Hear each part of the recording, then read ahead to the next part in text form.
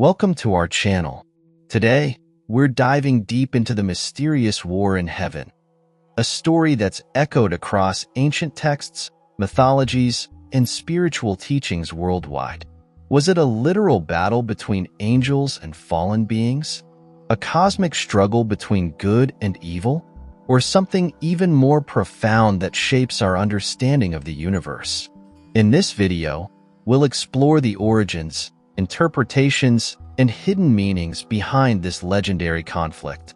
From lost scriptures to modern perspectives, we'll uncover truths that may change how you view the cosmos. Stay tuned to journey into one of history's most intriguing spiritual mysteries, Christianity, the scriptural basis. The primary scriptural source for the idea of a war in heaven is found in the book of Revelation. In Revelation 12 verses 7 to 9, the Apostle John records a vision. Then war broke out in heaven. Michael and his angels fought against the dragon, and the dragon and his angels fought back. But he was not strong enough, and they lost their place in heaven. The great dragon was hurled down, that ancient serpent called the devil or Satan, who leads the whole world astray. He was hurled to the earth, and his angels with him.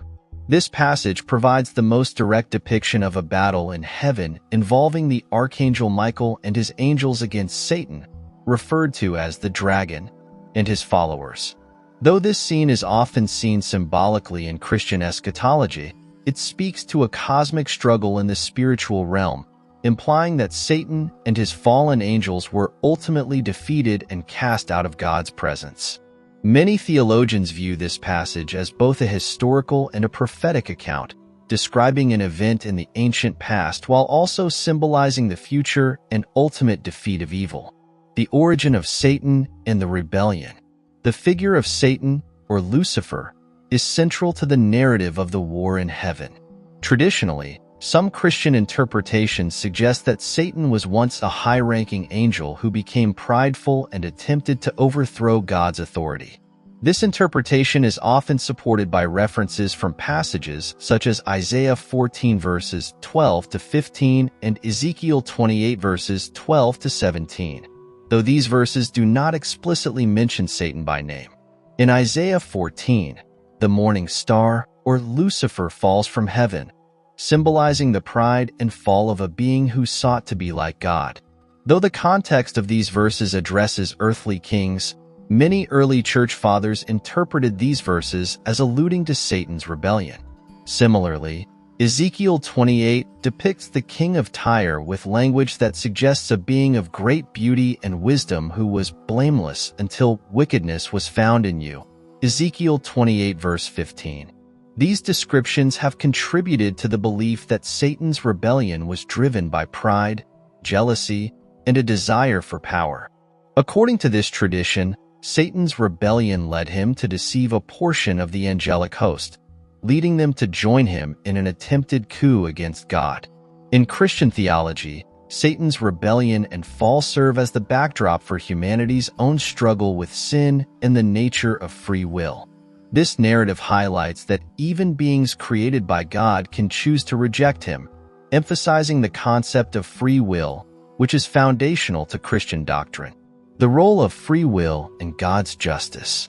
The war in heaven is often seen as a representation of the exercise of free will among created beings, including angels.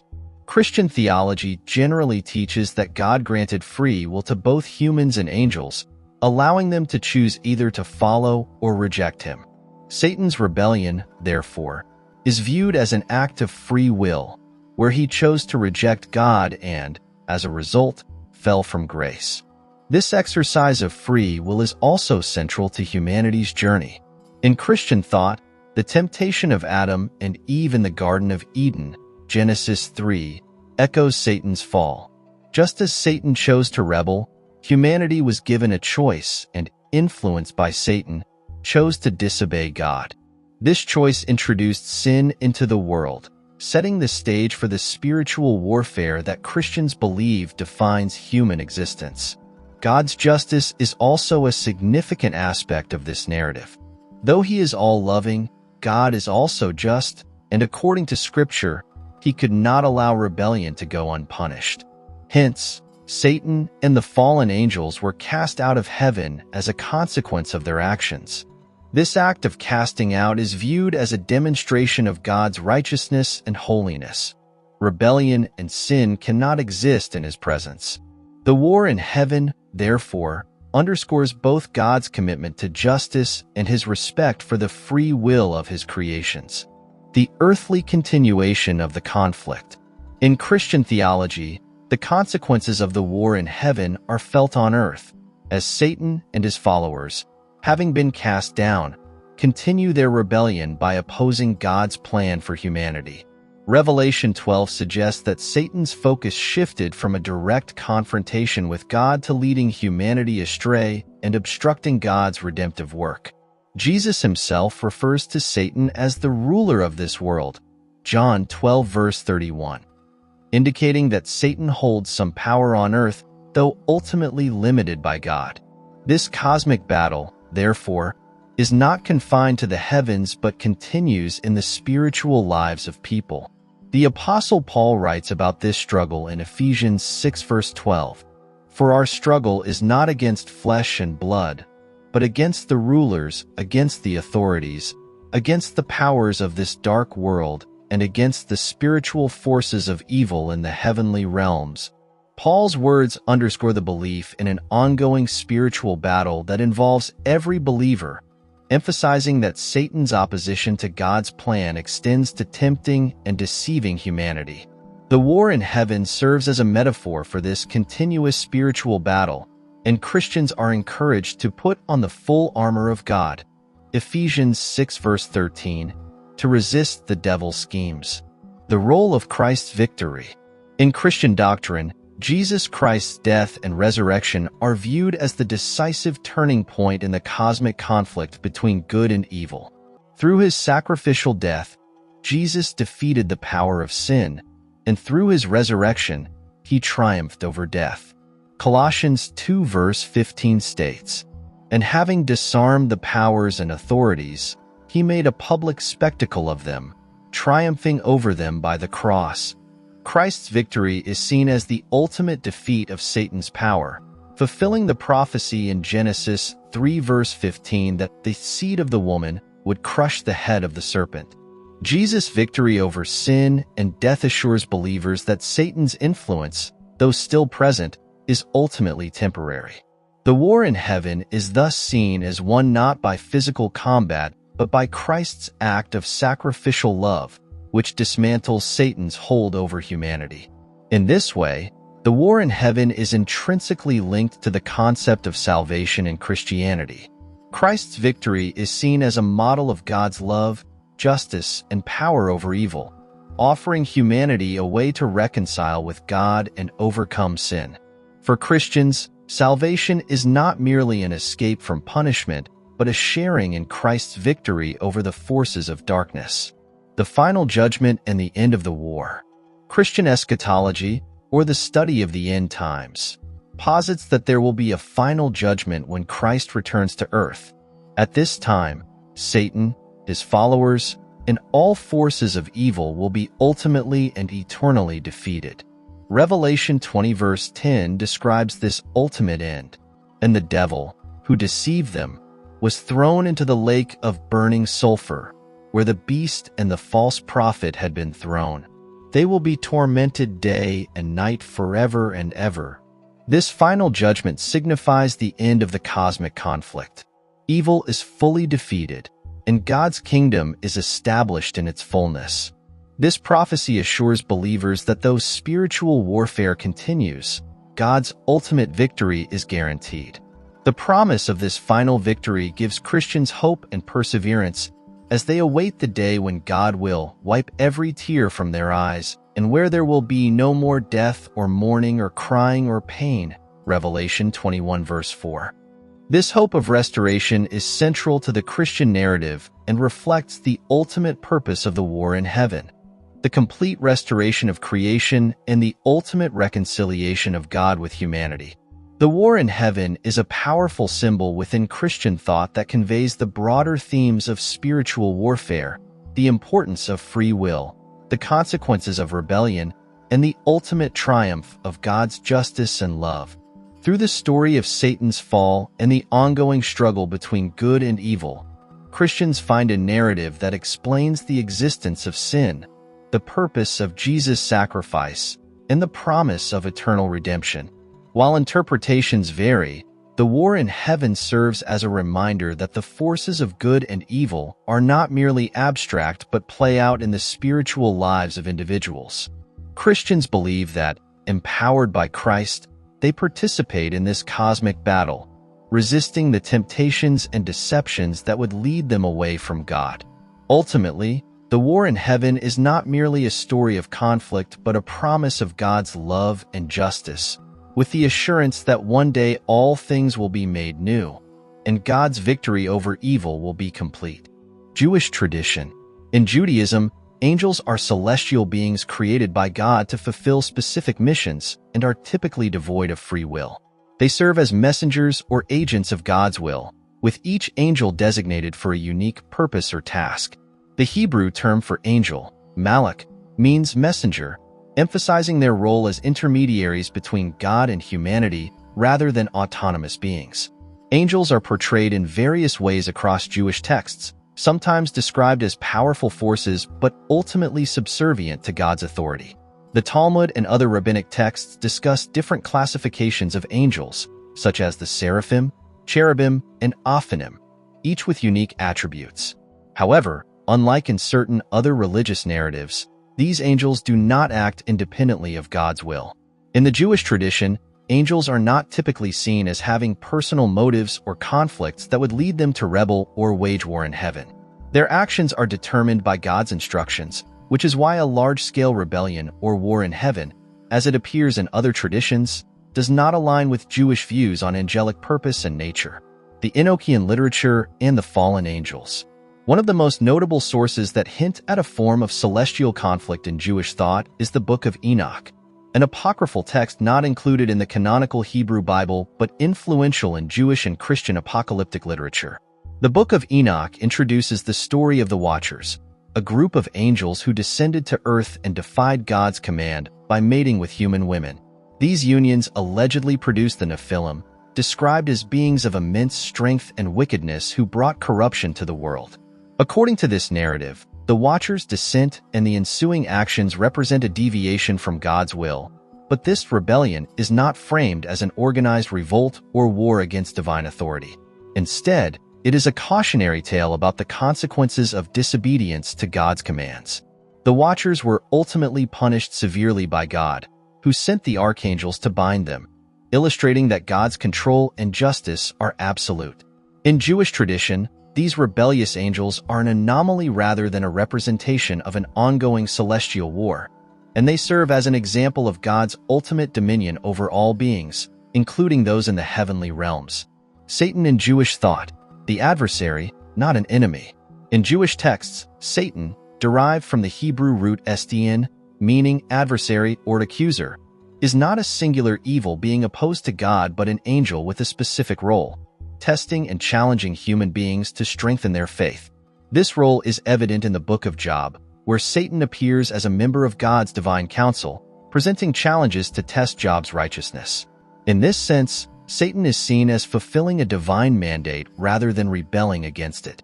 His actions are part of God's plan, not an insurrection or autonomous conflict.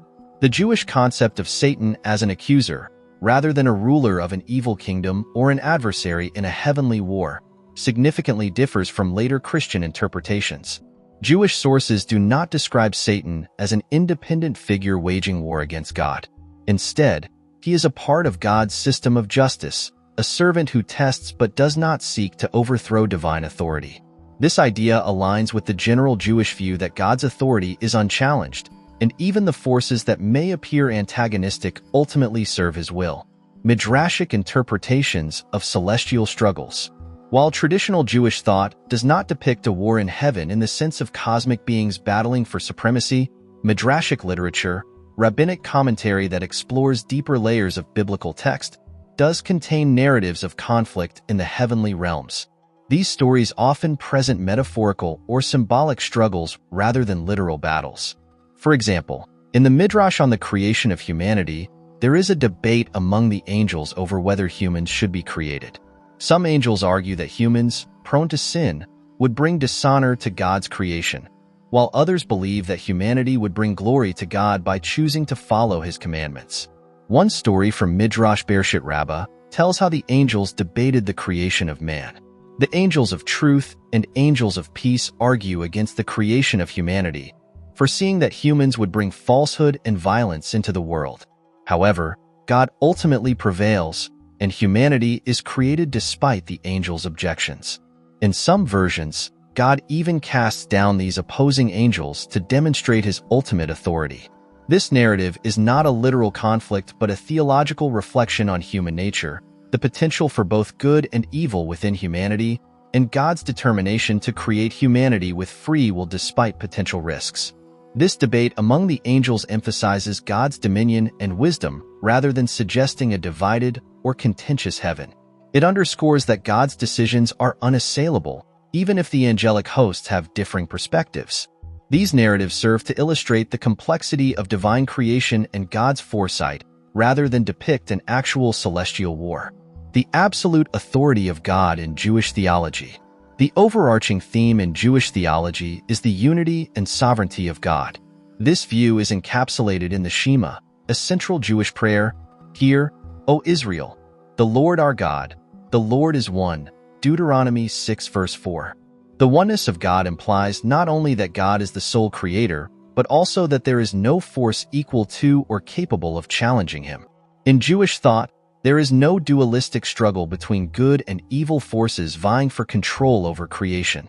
God is omnipotent, and all beings, whether human or angelic, operate within His realm.